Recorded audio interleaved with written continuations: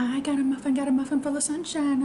Okay, hi everybody. Welcome to Richmond's Place. My name is Rebecca, and today I'm going to be sharing 3 easy recipes, sourdough recipes that I have come up with experimenting with my sourdough. So if you have a lot of sourdough discard, don't go anywhere. I got some really easy recipes for you. Stick around. Okay, so the first recipe that we're going to be making is some garlic cheesy flatbread. The second, banana muffins. And then the third, we are going to be making a sourdough apple French toast. I chose these recipes because I am going to be putting them on my rotational list because they were so good. But first, I would like to give a huge shout out at Hillbilly Chicken Ranch for sending me this beautiful apron that I won at their live hoedown. And they were celebrating their 4,000 watch hours. Congratulations, Hillbilly Chicken Ranch, my new friends. I love the apron. It's my favorite color. So if you haven't yet, go check out Hillbilly Chicken Ranch. They have some really awesome content on their channel. First recipe is sourdough flatbread. Okay, so the first thing we're going to do is heat up our pan, and then we're going to get our sourdough starter ready. I'm going to be using about 2 cups of my starter. You don't have to have active starter if you don't have it. And we're just going to be putting about a teaspoon of baking soda in with the sourdough starter to get our rise.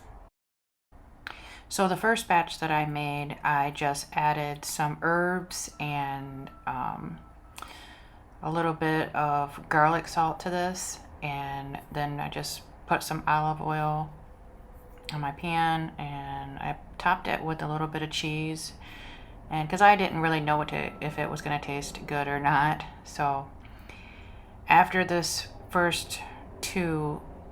got these first 2 done, these were so good that I was like, well, what else can I, put inside this to make these even more delicious?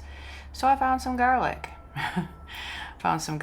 And I got some more cheddar cheese, and I just dumped the cheese and the garlic in with the sourdough and just mixed it up for the next batch. And oh my goodness, these were so delicious. These are so versatile too, and so easy because you don't have to add anything else to it besides baking soda, and then put whatever toppings you want. You could make these into pizzas, put some pepperoni in here, any type of meat, ham, any type of meat really that you want.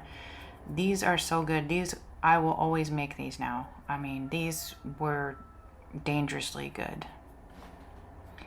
We ate these with some of my homemade garlic skate pesto, and these were so cheesy and garlicky on the inside and crusty on the outside. Oh, these were so good, guys. You guys got to give these a try. And all you got to use is your discard. Okay, so the second recipe is a banana muffin recipe with sourdough starter. And I just used what I basically had on hand. I had some bananas. I mashed those up, and I took like a stick of butter, chopped that up, put that in there, some brown sugar, some eggs, some vanilla, and then I added about a half of a cup of sourdough and about 3 tablespoons of sour cream. I blended it all up with my immersion blender, and then I added all my dry ingredients. I had 2 cups of flour, a teaspoon of baking soda, teaspoon of baking powder, and a teaspoon of salt with some cinnamon. And combined all ingredients together and gave it a quick stir just until it was all well incorporated, and poured it about halfway full in these muffin cups. And then I cooked it for about 20 to 25 minutes in the oven, and they came out really nice. Let's do a taste test. That's nice and moist on the inside.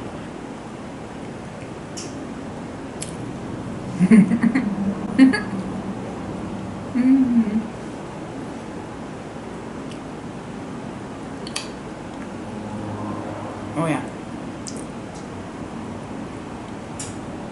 This is my new favorite recipe right here. Okay, so now we're moving on to the sourdough apple French toast is what I guess I'm gonna call it. And I really like this recipe because not only am I using some sourdough bread that just didn't turn out very well, I can also use a lot of eggs, and my chickens are laying a lot of eggs right now.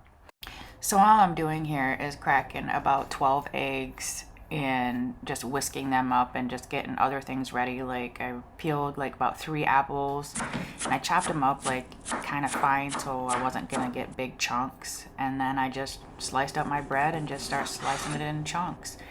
You can actually make this recipe any way you want it. You don't have to follow a specific recipe for this. But here I'm just adding some milk and some heavy cream because that's what I had. I kind of was running out of milk, and a little bit of vanilla, a little bit of cinnamon.